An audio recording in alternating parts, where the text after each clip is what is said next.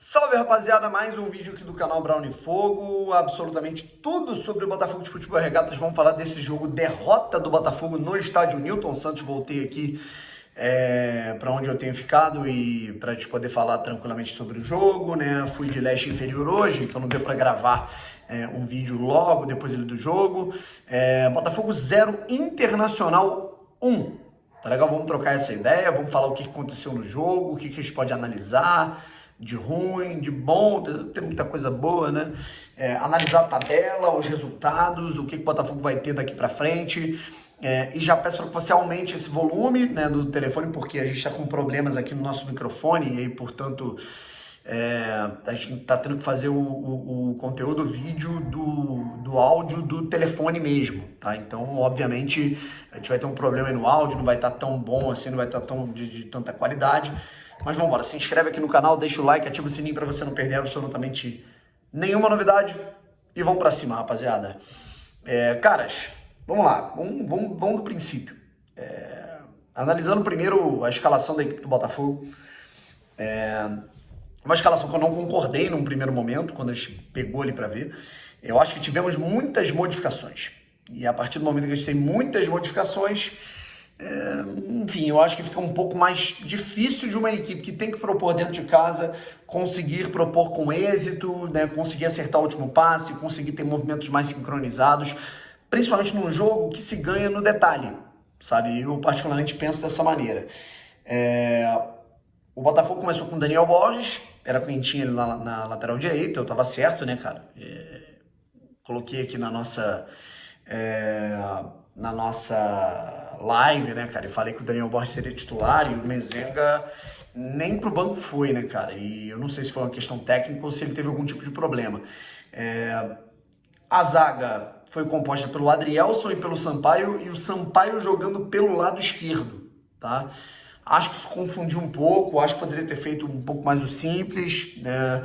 Não que o Canu não pudesse falhar, sabe, mas era um momento ali em que o Canu sempre jogou do lado esquerdo, o Sampaio, sabe, nem tantas vezes. Aí a gente teve uma escalação no meio campo com o Tietê jogando um pouco mais adiantado e o Danilo jogando de primeiro volante, era uma alternativa, tudo bem. E aí no ataque a gente teve o Vitor Sá jogando na esquerda, foi mal, na minha opinião. O Júnior Santos jogando na direita, que também, né, não conseguiu fazer tanta diferença, e o Tiquinho Soares na frente. Eu acho que ele modificou muito a equipe. Acho que ele poderia ter colocado o Daniel ou o Vitor Sá para dar uma retaguarda interessante do lado direito. Ter colocado o Jefinho desde o princípio do jogo, isso me preocupa, tá? Esse estigma de, Jefinho é jogador de segundo tempo. Jefinho é jogador que tem que entrar para resolver. Eu discordo completamente disso, não existe, tá? Esse negócio de, o jogador que ele tem a característica de resolver. Não existe isso, cara. Se um jogador ele ganha esse estigma de bombeiro, quando ele não resolve, ele começa a ser massacrado, ele começa a ser queimado, ele não serve. Então, para mim, o Jefinho deveria ter começado jogando. No meio campo, eu, sei lá, cara, eu posso estar falando uma besteira, porque, assim, às vezes a gente tá falando de um jogo que é decidido no detalhe, né, cara, mas eu tentaria entrar com o Sauer desde o princípio, acho que ele teve poucos minutos, enfim, acho que tivemos muitas modificações de sistema de jogo, de posição, de alternância, por conta das lesões, e acho que daria para simplificar um pouco as questões, sabe? E claro, o Internacional também teve problemas com lesão, mas tem uma coisa que eu quero, né, e eu vou fazer um vídeo inclusive à parte sobre isso, uma coisa que para mim ela tem que ser resolvida no Botafogo de 2023 é a parte física, sabe? Se tem uma coisa que, na minha opinião, tem saldo negativo no Botafogo em 2023, o time, a gente entende. O Botafogo não ganha em casa, cara, enfim, é uma coisa que irrita, mas é algo que tá dentro do processo, do jogo. Enfim, a gente vai ficar irritado, mas é jogo, sabe? Mas tem uma coisa que para mim é inadmissível, né, num time que é SAF, que paga em dia, que tá querendo ter estrutura, que tá querendo ter cada vez mais respaldo, é a preparação física do Botafogo. O Botafogo não pode ter a preparação física que tem, né? A cada jogo, 3 ou 4 jogadores estourados com lesão muscular, isso atrapalha o rendimento do Botafogo. Se o Botafogo, me arrisco a dizer, O pessoal fala, Bruno, se o Botafogo tivesse com o Tiquinho, Eduardo, Tietê, desde o início, e o Botafogo ia estar aí arrebentando, ia estar em quarto. Eu não acho que é nem isso, cara. Eu acho que se o Botafogo tivesse uma mínima preparação física adequada, o Botafogo estava ali tranquilo no grupo da pré-Libertadores. É o que eu acho, sabe? E assim, é um jogo que, mesmo assim, ele foi muito equilibrado, sabe? São duas equipes que, o Internacional, uma equipe que não sabe propor jogo, é uma equipe que reativa e chegou ao gol dessa maneira. É uma equipe que reage. E o Botafogo, apesar de reagir bem, é uma equipe que dentro de casa não consegue propor de maneira adequada e madura, sabe? Mas o jogo, ele foi muito equilibrado. Eu pego aqui as estatísticas gerais do jogo e vejo aqui, chutes a gol, 12 do Botafogo, 11 do Inter. Chutes na direção do gol, 3 do Botafogo, 1 do Inter. O único do Inter foi gol. O Botafogo chutou 3 bolas para a defesa do Kehler. Posse de bola, 51-49 Botafogo. Muito parecido. Passes, o Botafogo teve 10 passes a mais apenas que o Inter. Precisão de passe, o Botafogo teve 5% apenas a mais que o Inter. Faltas, 15-14, o Botafogo teve uma a mais. Cartões amarelos, 3-2. Então, assim, cara, foi um jogo muito equilibrado. E uma coisa que é importante dizer é que o Tietê levou o terceiro amarelo e tá fora, né? O Tietê não enfrenta a equipe do Fluminense, isso é uma baixa muito importante, isso, né, é um problema, cara. Pegar a equipe do Fluminense sem o Tietê é o que incomoda, sabe? O Daniel Bosch também tomou cartão amarelo e tal, mas enfim. E aí, cara, o que acontece? Numa das subidas do Internacional, o Botafogo não cuidou do pós-perda, não protegeu a sua área da maneira adequada e tomou o gol do Romero, tá?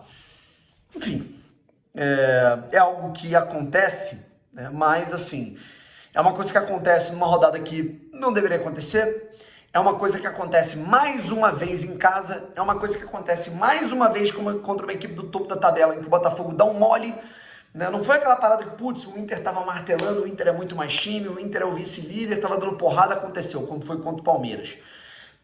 O time do Inter, cara, o Botafogo tava equilibrando o jogo. E aí num mole, numa bobeira, em que a bola ficou pipocando na área pelo menos uns 7 segundos, o Botafogo leva o gol da derrota, sabe? Então, enfim, né? É uma coisa que é complicada, a gente fala, o pessoal fala, Brown, pô, a torcida não foi, não apoiou, a torcida não compareceu como deveria, teve 20 e poucos mil, tinha que ter 30, beleza, cara, mas porra, o rendimento do Botafogo dentro de casa é uma coisa, assim, muito vergonhosa, cara. Assim, o Botafogo tá tendo um rendimento como visitante muito bom, mas dentro de casa o Botafogo não tá se afirmando.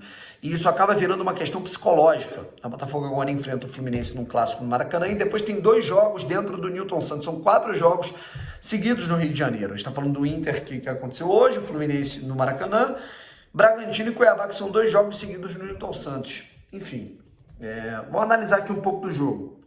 O Gatito Fernandes, eu acho que não teve culpa nenhuma no gol que aconteceu. O Daniel Borges, cara, completamente sem ritmo, né? Na minha opinião, é aquilo, cara. O cara tá assim, 50 dias sem treinar, e aí já vai para um jogo como titular contra o vice-líder. O Adrielson, na minha opinião, foi bem. O Sampaio, eu também não achei que houve culpa. Eu acho que houve ali uma falha coletiva da equipe do Botafogo. Marçal, ok no jogo. Tietê bem. Danilo, não gostei tanto, tá? O Eduardo, acho que numa tomada de decisão com um pouco mais de capricho, ele poderia ter feito coisas melhores ali no primeiro tempo, principalmente aquele chute que passou rente à trave numa bola que ele recuperou. Júnior Santos não curti, o Vitor Sá também não curti, o Tiquinho acho que ficou um pouco isolado demais, sabe? Acho que faltou coletivamente para a equipe do Botafogo. O Jefinho tentou fazer alguma coisa, também não acho que entrou tão bem assim. Enfim, né? Assim vimos a equipe do Botafogo atuar, né? O Sauer tentou fazer alguma coisa, eu gostaria que o Botafogo desse mais oportunidades ao Sauer. Enfim, é o que eu penso, sabe? Acho que demos moles em detalhes, certo? É o que acontece, mas se tratando de um campeonato em que a gente está vendo aí, ó, se a gente pega aí os concorrentes diretos, São Paulo conseguiu arrancar um empate com o Palmeiras no Allianz. A gente teve aí o jogo também entre América Mineiro e Fortaleza, que o Fortaleza conseguiu vencer, né? Então a rodada foi perfeita para o Fortaleza, que viu o América perder, o São Paulo não ganhou e o Botafogo perdeu também, sabe? Então o Botafogo ele vai ter que recuperar isso no próximo jogo contra o Fluminense de uma maneira muito efusiva, sabe? É isso. Ainda teremos amanhã, né, Bragantino e Santos. Acho que o melhor cenário para o Botafogo era um empate nesse jogo. E vamos embora, rapaziada. Aconteceu, bola pra frente. Pensar no próximo jogo, no clássico contra o Fluminense. Valeu, um abraço e fui.